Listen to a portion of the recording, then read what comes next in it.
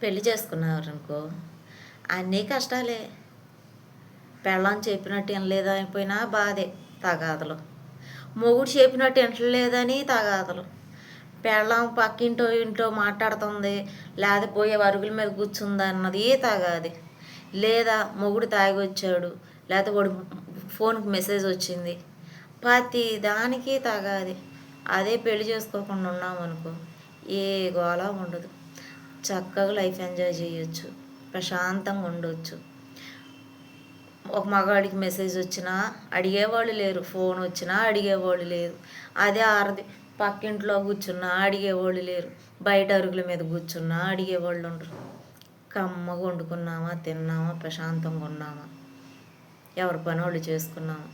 పెళ్లి చేసుకోవాకండ్రా బాబా, పెళ్లి చేసుకుంటే అన్నీ కష్టాలే. అనుభవంతో చూస్తున్నాను రా నేనైతే.